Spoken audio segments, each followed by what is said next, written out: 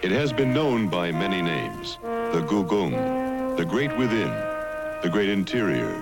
The name that clings, however, is the Forbidden City.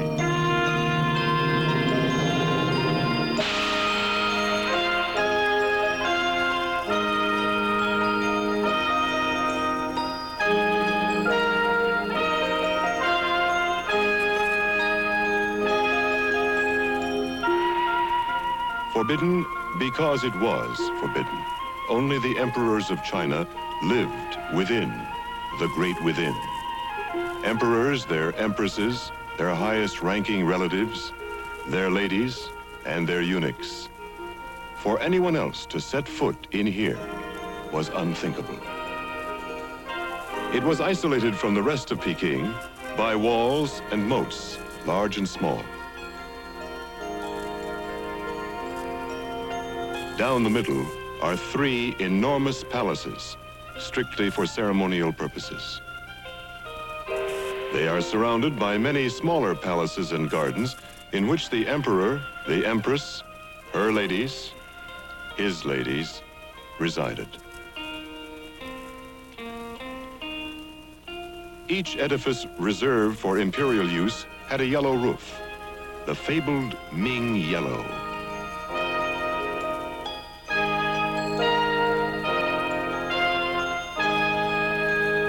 Yellow roofs, vermilion walls, the colors of the Forbidden City, the colors of the past. Mao Zedong has said, "Our history is full of treasures. The China of today has developed from the China in history. We must not cut off our whole historical past."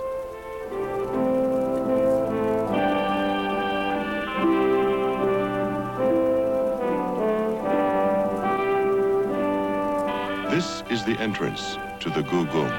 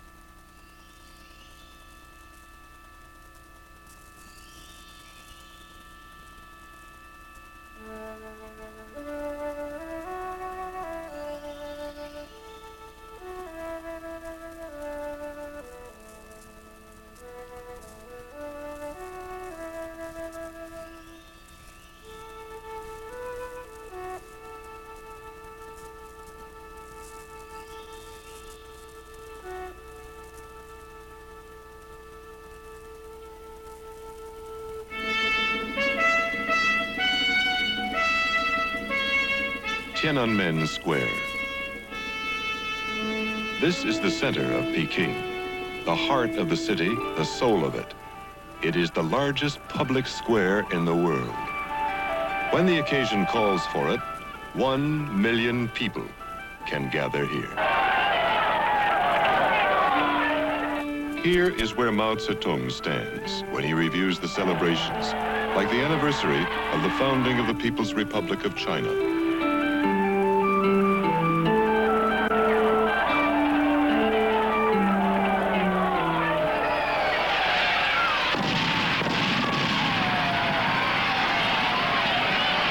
On the west side of the square stands the Great Hall.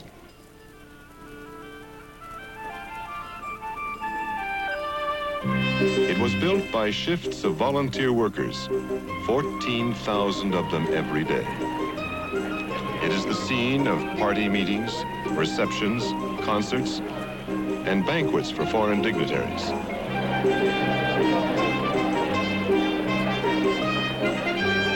Built in 10 months, the People's Gift on the 10th birthday of the People's Republic.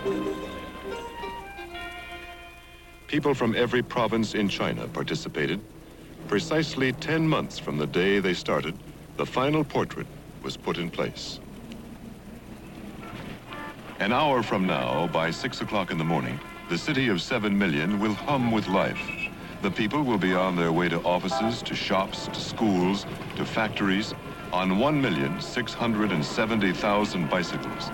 There is not one privately owned automobile in China. But we are early in Tiananmen Square. It is only 5 o'clock, daybreak.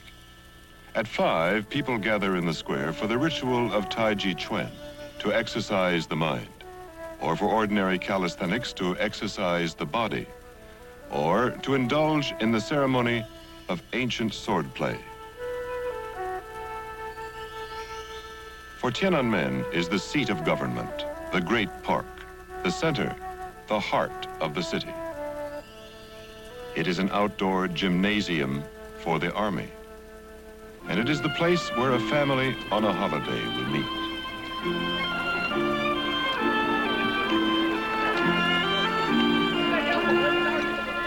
This is the Liu family, residents of Peking. Like thousands of tourists who come to Tiananmen from all over China, they will start their holiday most auspiciously. They will have their picture taken with Chairman Mao.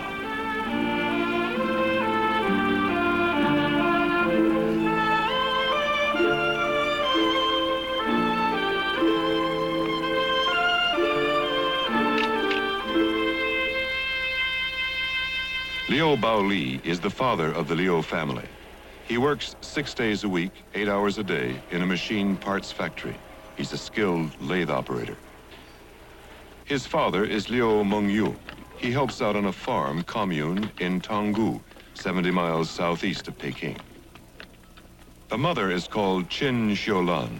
She works in a plastics factory. She does her shopping either before she goes to work or on her way home. The oldest son is Jia Juin. He's a sophomore at Tsinghua University, a chemistry student. His sister, Mai Rong, is 20. She, like her mother, works in a factory. Her younger sister, Hui Min, is 17. She too is a chemistry student, but at harvest time, she works on a farm. Zhejiang is 15. He goes to middle school, our high school. He wants to join the army. Zheguang is 13. He goes to primary school. His red scarf shows he's a member of the Young Pioneers. The 2 younger boys and the older sister live with their parents. All 5 live in a 2-room apartment in Peking. For the 2 rooms, they pay a rent of $1.50 a month.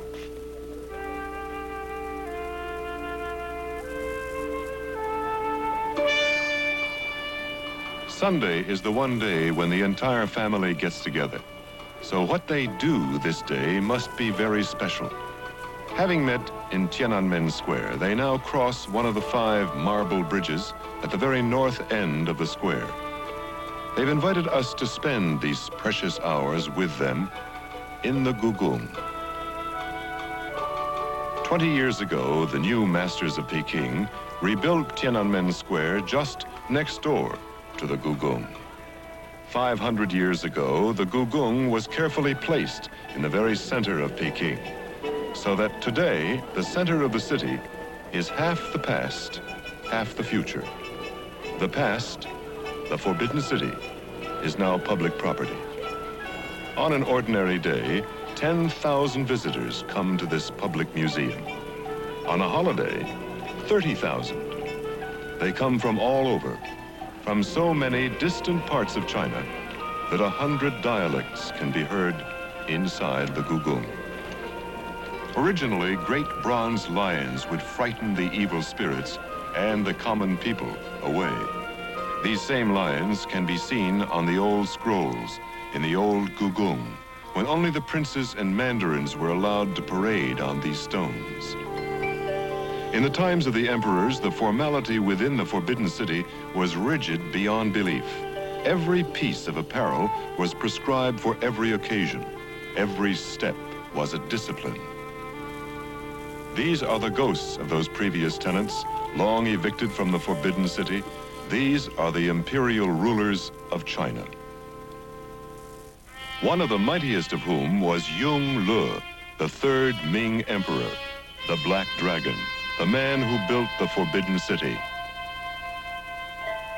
When he was a young prince, His tutor was a Buddhist monk who gave him his lessons and, according to one legend, talked to him continually about a dream he had had.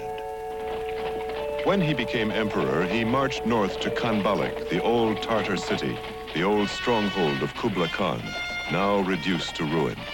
He rebuilt it. He changed its name to Peking, which means northern capital. And in the very center of it, the heart of it, he made his old tutor's dream come true. The monk had dreamed of a marvelous imperial city. He had dreamed every detail of it, every stone, every building. It would be like the North Star, fixed in the center of the universe, while the rest of the world floated around it like the lesser constellations.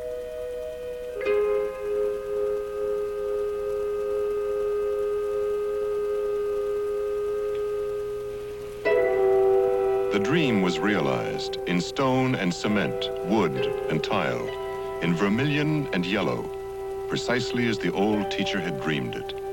This was the Peking Yongle built in the opening years of the 15th century, a city of 400,000 people. The Forbidden City still sits in the center of Peking today, a city of 7 million people. Yongle's city consists of 3 great palaces and 3 great gates, and about 75 lesser palaces, in which there are 9,000 rooms. The wood came from Yunnan and Sichuan, whose wood can last 1,000 years. Every building faced the south, whence all the winds of beneficence and goodness blow. The emperor could keep his back to the north, from which comes nothing but storms and enemies. That was 500 years ago. Since then, these 250 acres have suffered the ravages of war, fire, spasmodic destruction by invaders, and the implacable destruction of the weather.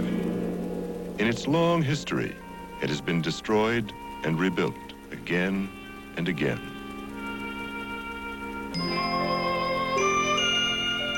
Today, a corps of men and women has been trained to paint with the old paints, to repair in the style of the old carpenters with the use of ancient books. It takes 10 years to restore the entire city. By that time, it will need new repairs, so the restorers will start all over again.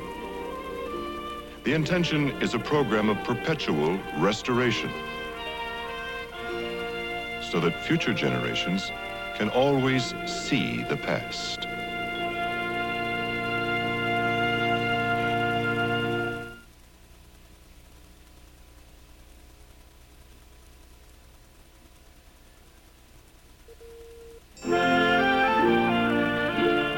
The first of the 3 great palaces we visit is called Tai Hodian, the Hall of Supreme Harmony.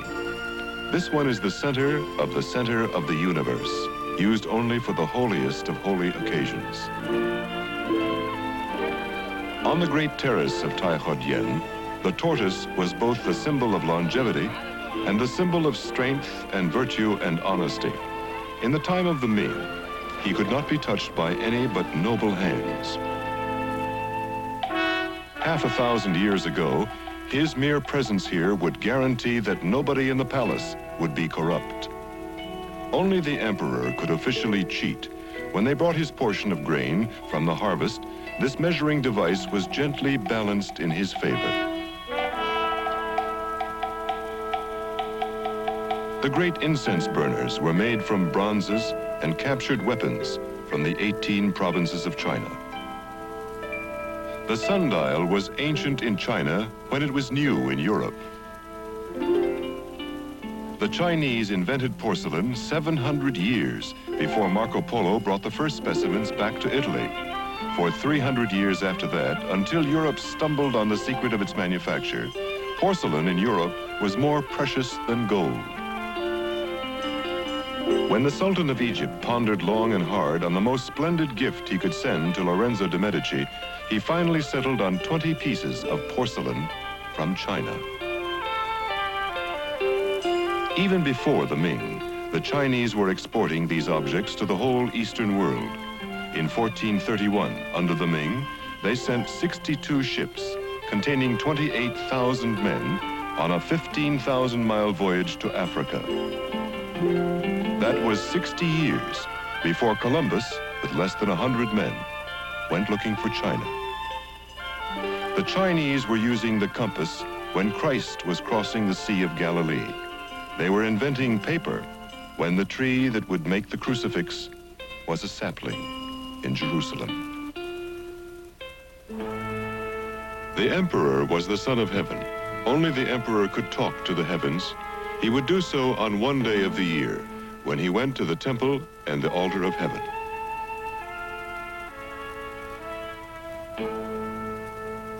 It is 2 miles south of the Forbidden City. It is still considered the great moment in Ming architecture, one of the wonders of the world.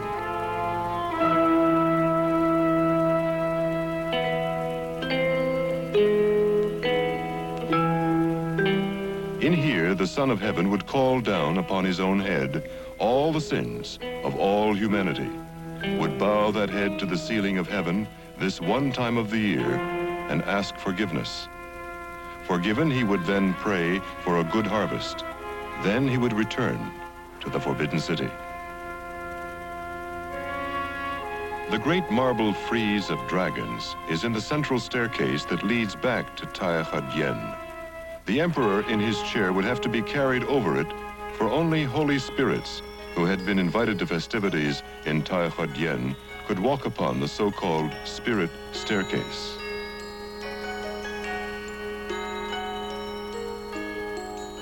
The Hall of Supreme Harmony, the scene of ceremonies elaborate beyond belief. Here the emperors were crowned to music made on great bells of gold.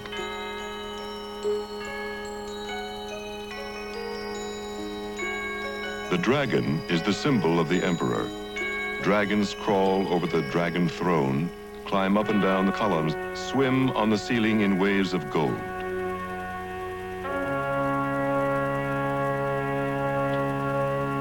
Next to heaven lived the Ming emperor. Bound to earth was the Chinese peasant. The distance between the court and the common people was the distance between heaven and earth.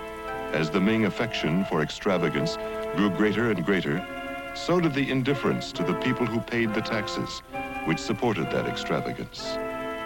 For 5,000 years, the tradition of the Chinese peasant was suffering and starvation, but he did not always suffer in silence.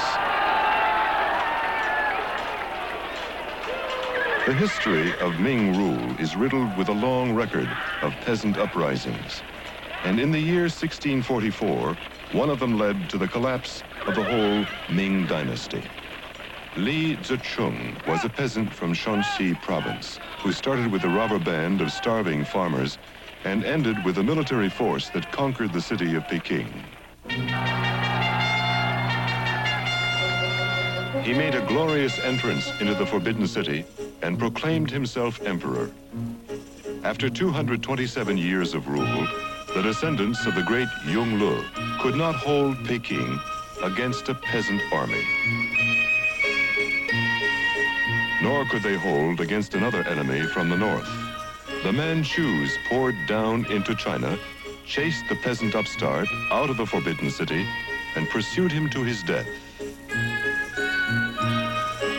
Li Zicheng had been emperor just long enough to order an emperor's seal.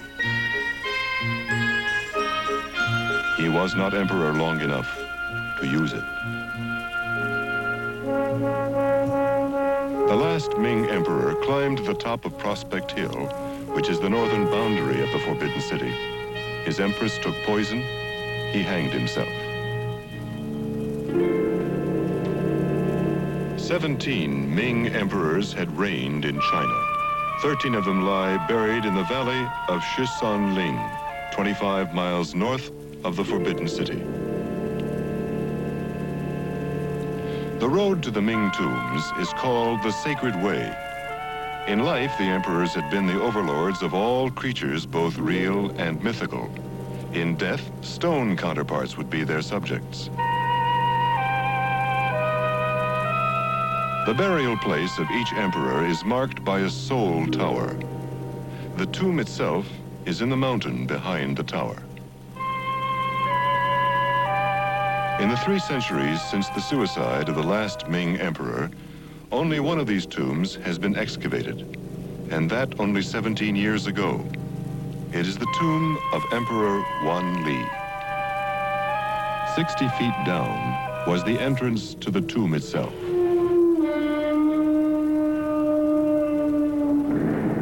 There are 3 marble thrones in the vault. One for the emperor, 2 for his empresses. The sign of the emperor is the dragon.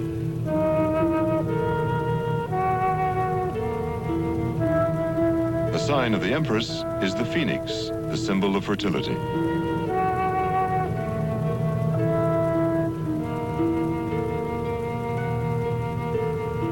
Only the thrones and a vase or 2 remain in this vault today, though immense supplies of treasure were found in here.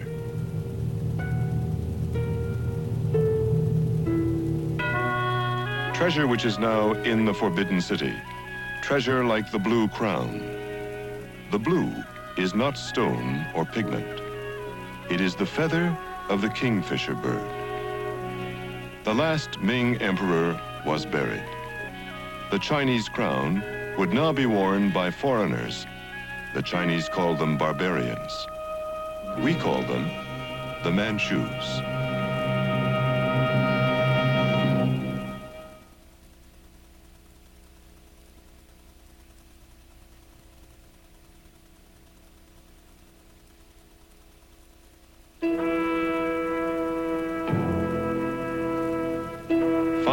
Years before Christianity, certain states in North China built walls to protect themselves from their neighbors. Later, these walls were joined. The Ming used 1 million men to restore and lengthen the Great Wall. 26 feet high, 2,500 miles long. It was called the Serpent Made of Stone. Messengers could ride 5 horses abreast on top of the wall. It was called the longest road in the world. Smoke signals from watchtower to watchtower could send bulletins clear across the kingdom. Whole armies of soldiers and laborers and their families lived their entire lives on and in the wall. When they died, they were buried within the wall. It was called the longest cemetery in the world. Then the wall was breached in 1644, and through the breach poured the Manchus. They forced the defeated Chinese to wear the Manchu pigtail, and they stayed to rule the largest nation on the face of the earth for the next 3 centuries.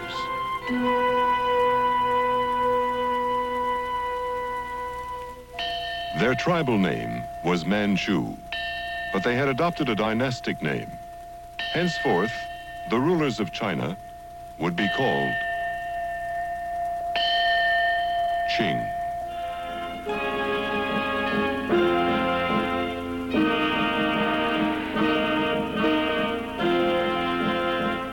At their coronations, they used the ceremonies, the robes, the protocol established by the Ming.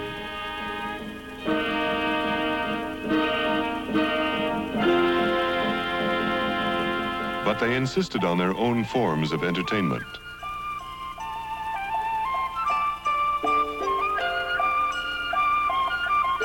Jousting on play horses and stilts. The dancing of the bears. When the Qing moved into the Forbidden City, it was war-torn, half destroyed. They restored it to its prime Ming appearance. All buildings were rebuilt according to the ancient blueprints. The new statuary copied the original statuary.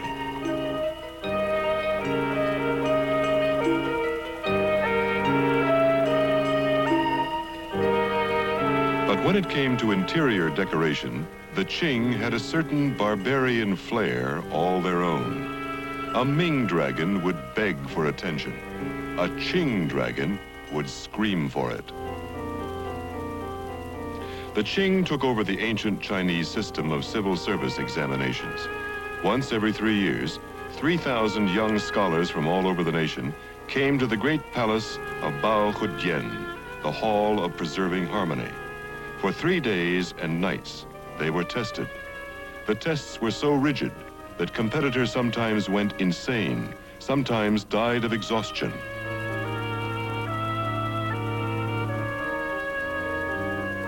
Those who failed sometimes took poison and threw themselves off the high balconies of the Hall of Preserving Harmony.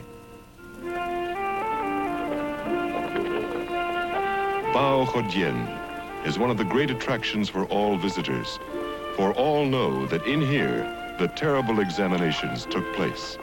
In here as well, the emperor would greet the winners of the tests.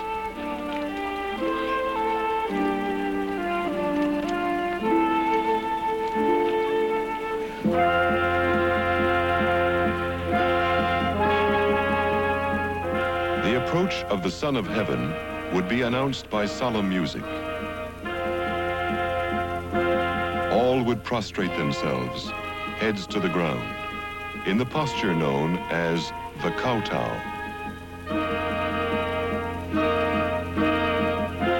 The air would be blue with incense. The emperor would appear. All eyes were still averted lest the glorious presence at first impact strike them blind.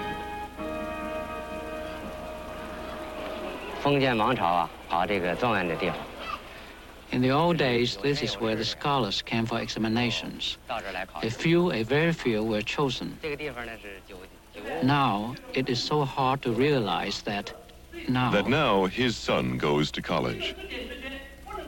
It is hard for Liu Baoli to realize because even 25 years ago, it was impossible for the son of a factory worker to go to college. Zhijun, his oldest son, is a second-year chemistry student. He is 22 years old, by American standards, old for a sophomore.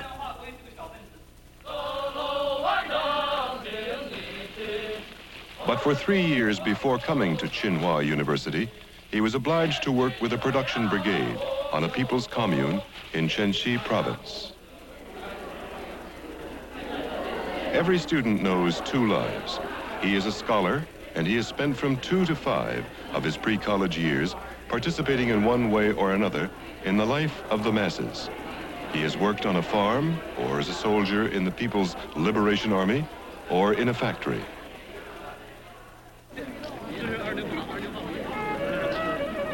Zhijun receives from the state a monthly allowance of 19.5 yuan, or Chinese dollars. His books, his room, his tuition are free. His allowance, which amounts to about $9 American, is spent mainly on food. In China today, $9 a month for food is more than sufficient.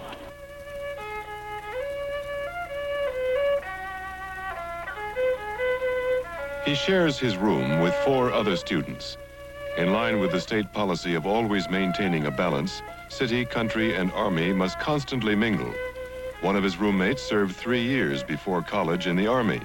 2 served in a factory, and 1, like Zhijun, worked on a farm. The system follows one of the rules of Chairman Mao. The young intellectuals and students of the whole country must be united with the broad masses of workers and peasants and become one with them.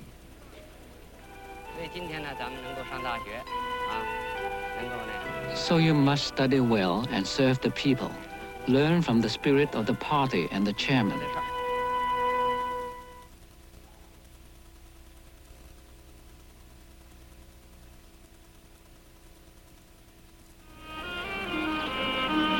In almost 3 centuries of rule, the Qing filled the Forbidden City with enormous quantities of artistic treasure.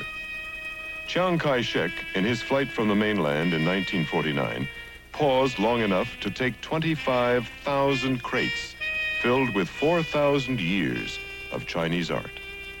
But what he left still fills the Forbidden City.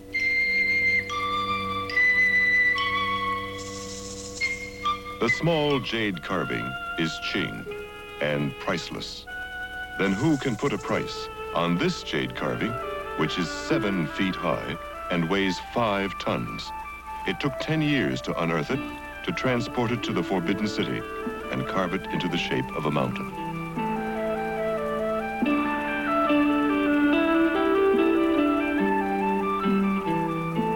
Solid gold, used once in his lifetime by the Qing Emperor, the day he was given his first bath.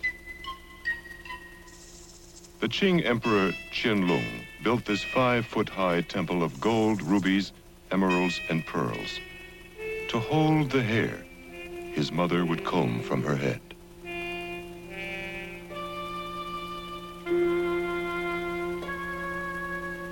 Even the apparel of a Qing warrior would show the hand of brilliant craftsmanship.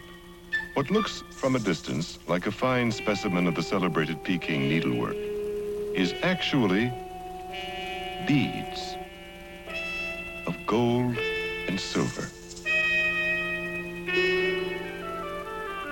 As the Qing line of emperors grew older, their tastes grew more exotic. It remained for a dowager empress to finally degrade that taste.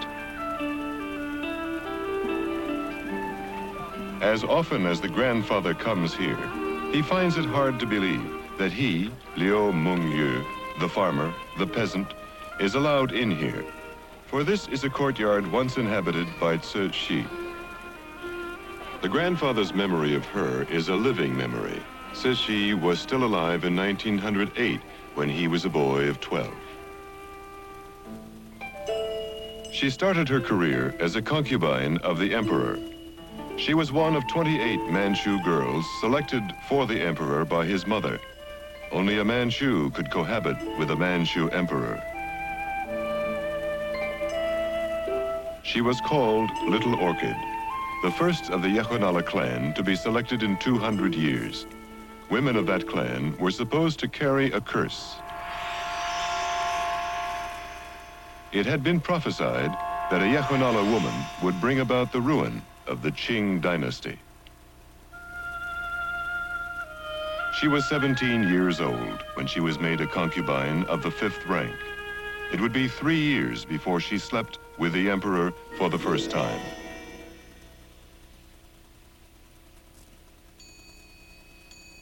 The next morning, she was a concubine of the 3rd rank. 9 months later, she gave the emperor his one and only son. She was made a concubine of the 2nd rank. The emperor died. The 6-year-old son of Little Orchid came to the throne.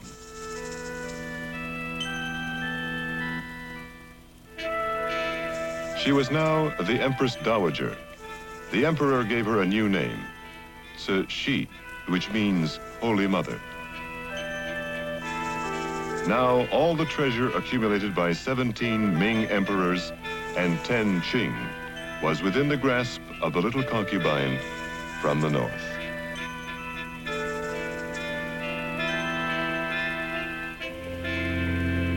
She started as a prodigy in the art of intrigue. She turned into a genius at palace politics. She showed that genius by building a power base on the eunuchs of the court. The eunuchs were her spies, her protectors, her trusted advisors. A eunuch could never betray her because a eunuch could work nowhere but for the court, and a eunuch could never be a threat to the throne. She so dominated her son that he would shiver in her presence. When he sat on his throne, she sat behind him on her throne and told him what to say. When he died at the age of 19 of smallpox and syphilis, she contrived to put another child on the throne, her nephew. She dominated and tormented him. She had 3 passions: herself, power, and luxury. She adored the Summer Palace, 17 miles northwest of Peking. Here, by the cool summer lake, she built, and built, and rebuilt.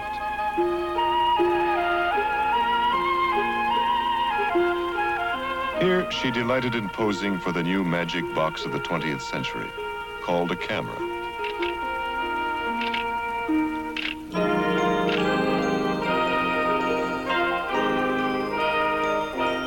Here she redecorated in her own inimitable style.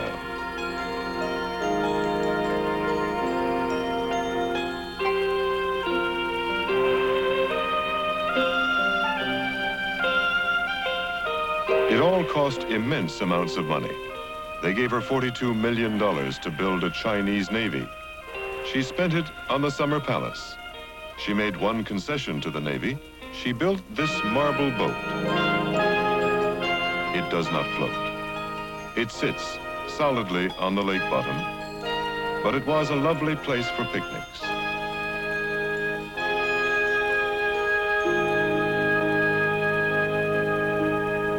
It was Cixi's habit to sit on this throne in the Palace of Eternal Spring.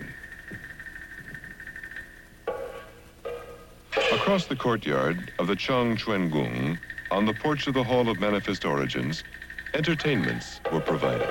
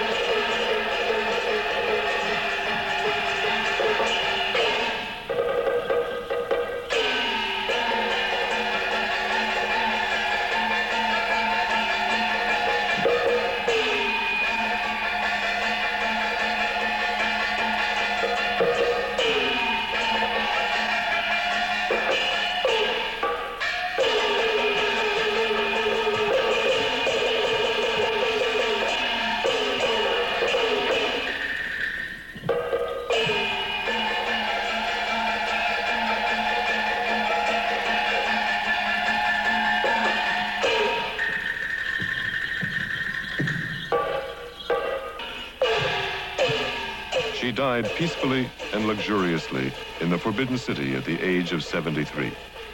3 years after her death, the Qing dynasty was overthrown by Sun Yat-sen.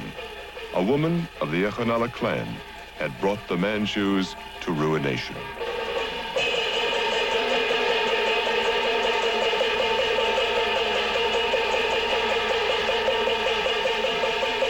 Today, the same entertainments once provided exclusively for Cixi are performed for the people.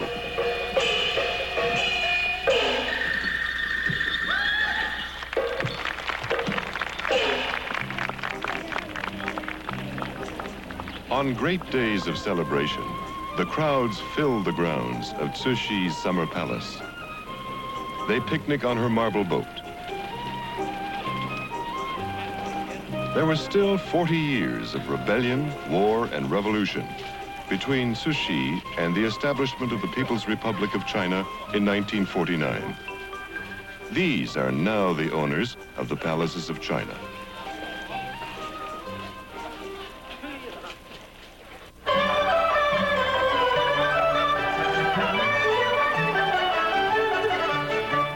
National Day in October is actually a 3-day celebration of the anniversary of the People's Republic.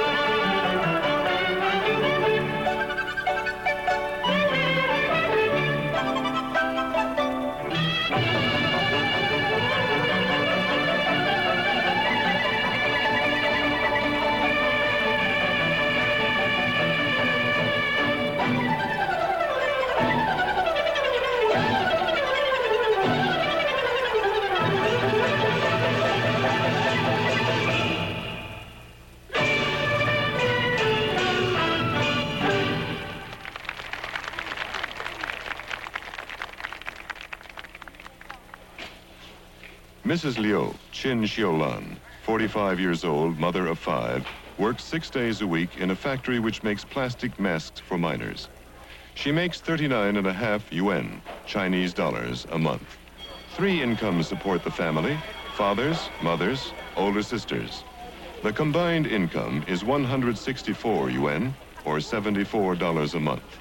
There is no income tax. Since all adults in the family work, household chores are divided. Father, 2 younger sons, and eldest daughter help with the cooking and cleaning, while the mother does the marketing.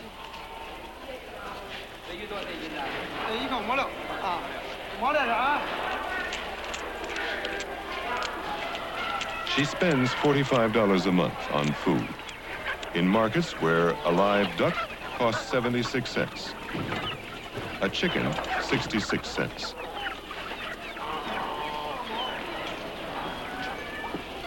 The first consideration, the first priority in the new China is food. Before anything else, the 800 million people must be fed. The abundance of food in China today is the most astonishing sight we saw in a country where every man and woman over 30 can remember the days when 1 of every 7 babies was expected to starve to death. 4 people in China today are directly employed in the business of feeding 5 people.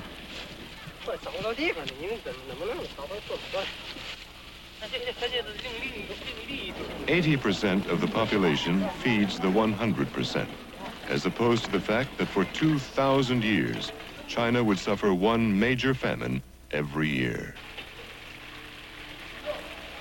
Today, the food is plentiful, good, and cheap. An average meal in a restaurant will cost 20 cents. There are 10,000 restaurants in Peking alone, where zest is added to the appetite by the memory of the way it used to be.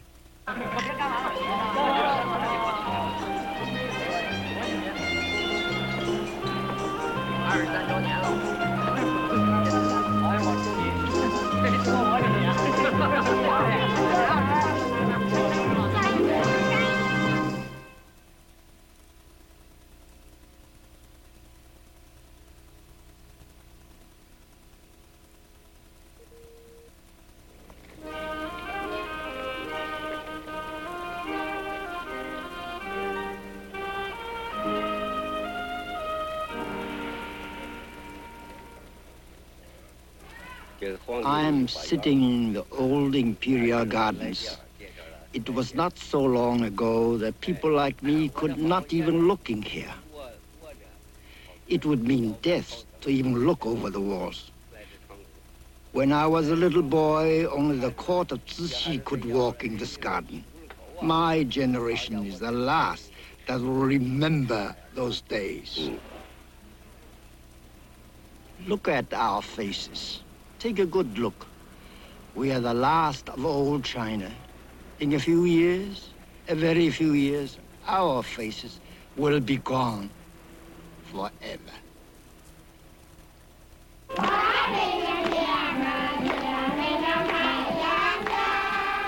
Their faces will never look like ours.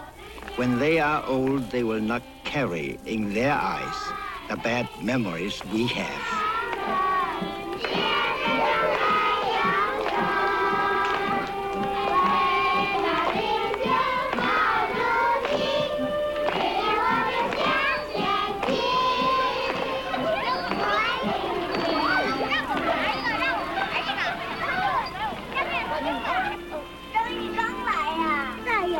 These are the thoughts I have at the end of a day in the Forbidden City.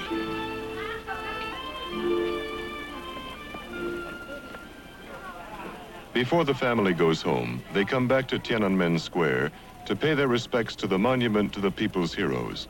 It depicts the struggles of the Chinese people for 100 years. Here, the grandfather can refresh his memories of the overthrow of Puyi, the last of the Qing emperors, of Sun Yat-sen and the revolution of 1911, as his son and daughter-in-law can here recall the days of Japanese occupation and the 23 years of the nationalist regime.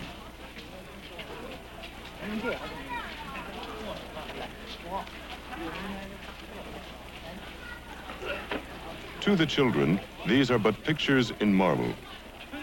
The last plaque shows the People's Liberation Army, for years known as the Red Army, crossing the Yangtze River in 1949.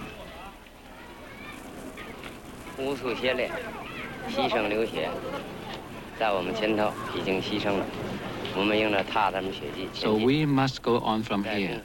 That is one reason why we take our children here, for a lesson in history. My father does not need this lesson. All his life was misery and starvation and taxation until the liberation.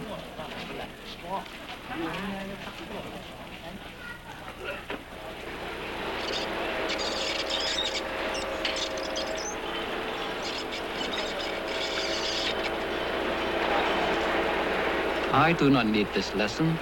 I'm 48 years old. Until I was 25, I was living my father's life all over again, begging in the streets for food the dogs would not eat. Now I have a good job with a good salary. It costs me $7 a year for the education of my children. My apartment is new and clean, and it has electric light. We have our own kitchen. We have a bathroom which we share with our neighbors. If we get sick, we do not worry. Medical expenses for all of us, except the 2 younger boys, are paid by the state. If the boys get sick, half the expenses are paid by my factory. Last year, we paid $2 for doctors and hospitals. I have a life 1,000 times better than it was before. But my children, they were born, all of them, after the revolution.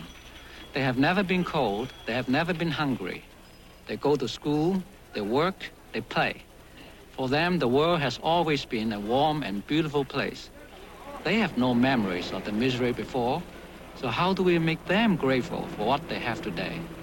The state starts their indoctrination.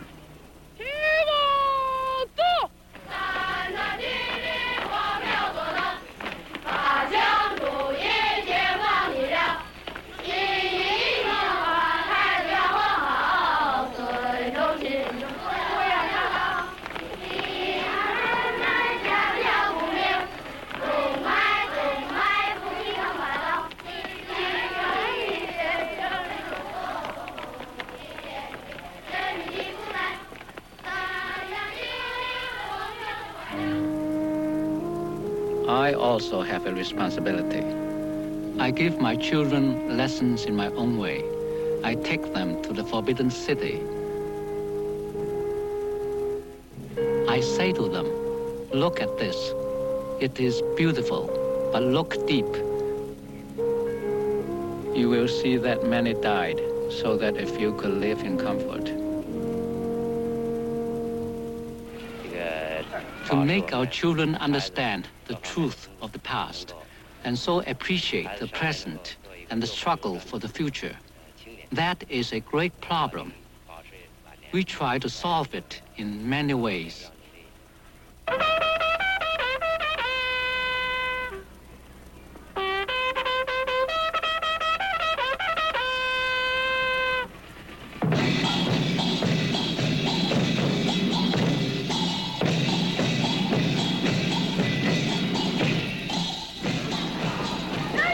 In the playgrounds, in the exercises they do, the games they play, these are not simply games and exercises.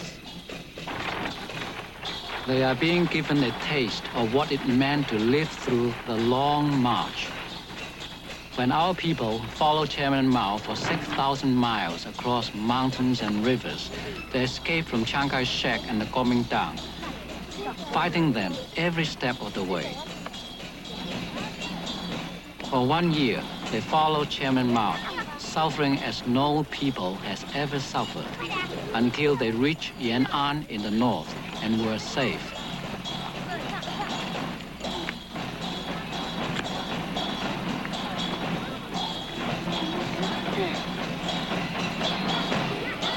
Here, my own son is not simply climbing and running, he's scaling mountains and crossing bridges and fording rivers. Is learning what it was like in the long march.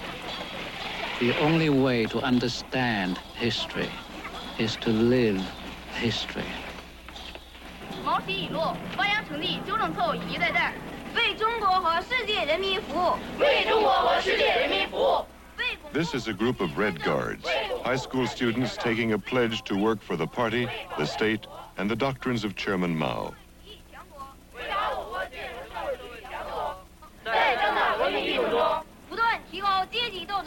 不断提高阶级斗争、路线斗争、和无产阶级专政下继续革命的觉悟。We spent one day in the Forbidden City with the Liu family. One Sunday and 5 centuries. What you have seen and heard is precisely what we saw and heard.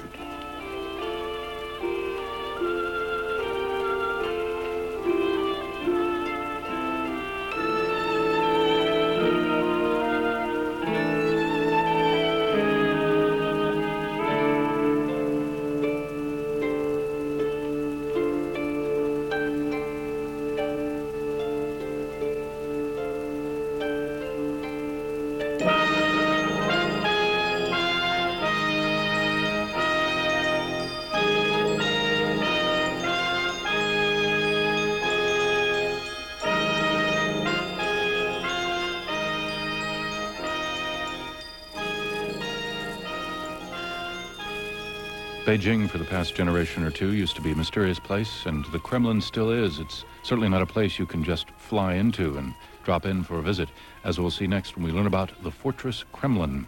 That'll be tonight at 10 o'clock. Also this evening, you'll have a chance to see the Mark Russell Comedy Special at 11, and then at 11:30 tonight, Chapter 1 of Christabel, adopted by Christopher Potter.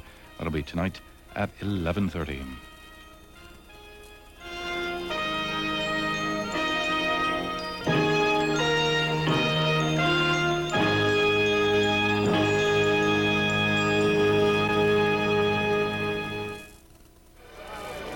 Tonight, following our tour of Beijing's Forbidden City, we're given a pass to see the treasures of Moscow's Kremlin. In the center of this city of 7 million inhabitants, an ancient walled fortress overlooks the Moscow River. Best compared to Athens' Acropolis, it is the heart of the old Russian capital. Within its ancient walls, the Kremlin remains a grandiose vision of the past, a symbol of the present. Walk through Moscow's Kremlin tonight, following our visit to Beijing's Forbidden City, here on member-supported Channel 9, KQED San Francisco.